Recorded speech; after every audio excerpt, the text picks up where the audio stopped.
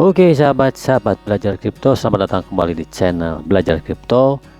Nah oke teman-teman, kita akan sedikit membahas lagi mengenai Bitcoin dan cryptocurrency ya. Nah teman-teman, banyak selentingan atau berita-berita yang mungkin bagi pemula pun sedikit bertanya-tanya ya. Ini sangat fundamental teman-teman, apalagi bagi seorang muslim ya.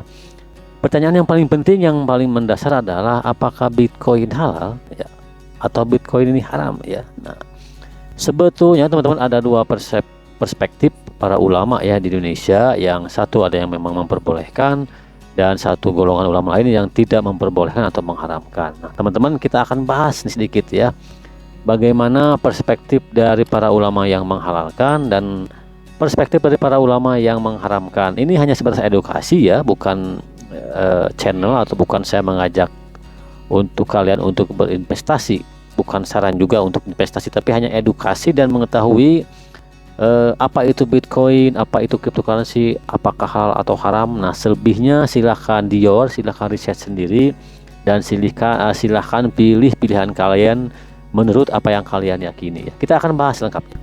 Teman-teman, kehalalan Bitcoin dalam perspektif Islam masih menjadi perdebatan ya di kalangan ulama dan ahli keuangan syariah ya. Ada beberapa pandangan yang berbeda teman-teman terkait hal ini ya, terkait hal Bitcoin ini ya. Nah, golongan pertama atau pandangan pertama yaitu pandangan yang menganggap Bitcoin halal ya.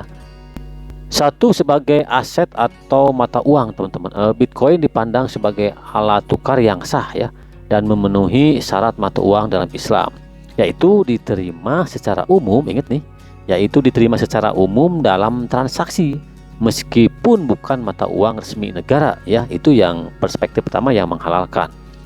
Kemudian pandangan yang menghalalkan itu berpendapat bahwa transaksi ini memang transparan ya. Teknologi blockchain yang mendasari Bitcoin ini dianggap memenuhi prinsip transparansi ya, gharar yang minimal ya. Jadi sangat transparan karena semua transaksi ini dicatat teman-teman secara jelas dan tidak dapat diubah yang dicatat di dalam blockchain itu tadi ya. Kemudian perspektif yang menghalalkan ini berpendapat bahwa instrumen ini merupakan inovasi keuangan ya. Sebagai inovasi keuangan modern, Bitcoin dianggap dapat dimanfaatkan teman-teman untuk mendukung aktivitas ekonomi yang halal ya. Nah ini perspektif yang menganggap bahwa Bitcoin ini halal dan diperbolehkan.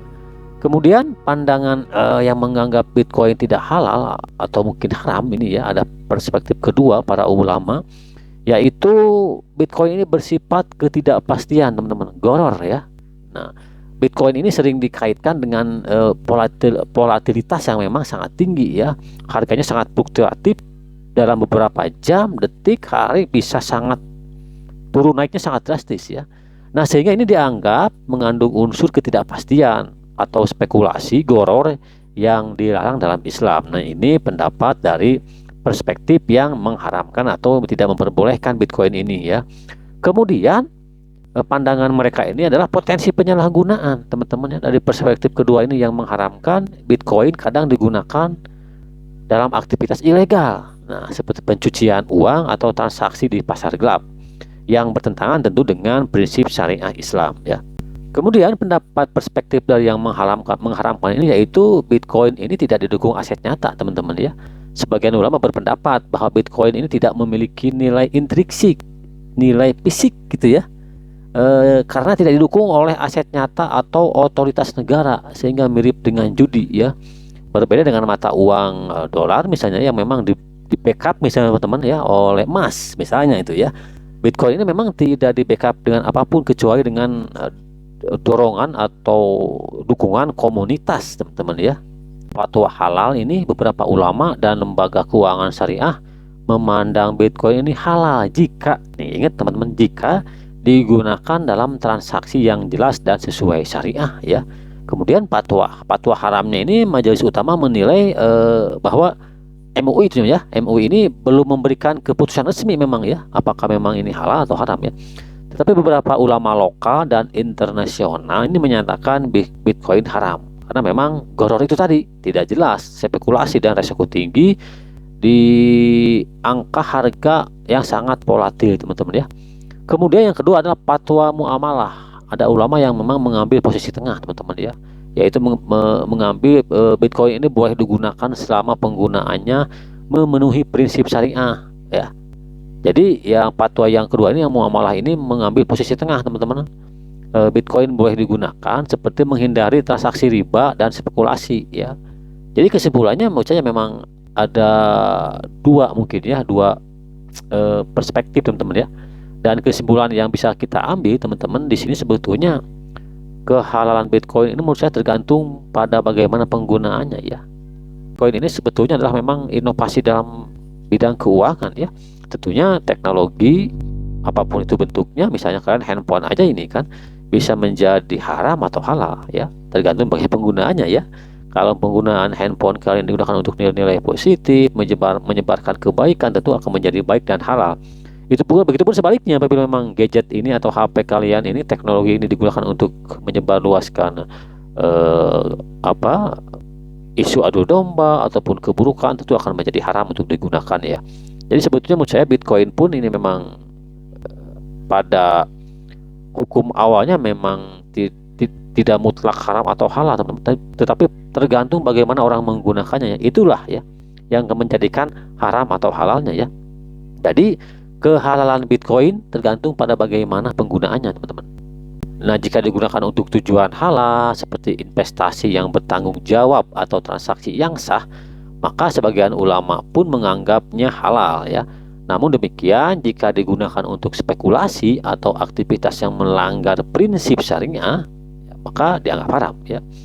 Jadi silahkan kalian pilih, kalian pikirkan dengan matang dan baik-baik ya. Jika kalian ingin memastikan, tentunya sebaiknya konsultasikan dengan ulama atau ahli keuangan syariah ya, yang Anda tentu mempercayainya atau mengenalnya. Jadi prinsipnya asal muasalnya mungkin layaknya seperti teknologi handphone aja, teman-teman ya. Teknologi internet ini kalau digunakan untuk kebaikan justru akan membawa kebaikan dan halal ya. Tapi kalau digunakan sebaiknya untuk keburukan, menyebarkan fitnah, tentu akan menjadi haram, teman-teman ya, tidak baik ya. Jadi silahkan kalian simpulkan sendiri. Ini hanya sebatas edukasi dan pengetahuan saja. Mudah-mudahan dapat memberikan gambaran ya, bahwa memang ada di Indonesia pun ini ada beberapa pendapat para ulama yang memang menghalalkan, memperbolehkan, ada juga yang tidak memperbolehkan atau mengharamkan ya. Jadi intinya silahkan kalian nilai sendiri, kalian mau ikut pendapat yang mana ya. Karena saya pun tidak menyarankan untuk investasi di Bitcoin. Saya hanya mengenalkan bahwa sekarang itu ada teknologi keuangan yang bisa bertransaksi tanpa batas, lintas negara, kapanpun, dimanapun, dengan tanpa ada pihak yang memonopoli atau mengatur ya, dan tanpa biaya atau biaya sedikit seminimal mungkin ya. Oke teman-teman, silahkan riset sendiri, silahkan cari tahu sendiri dan tanya kepada ustadz atau ulama yang memang kalian kenal, ahli dalam segi keuangan ya. Sekian, terima kasih edukasinya, mudah-mudahan bermanfaat. Jangan lupa untuk di subscribe, like, comment, dan share. Wassalam.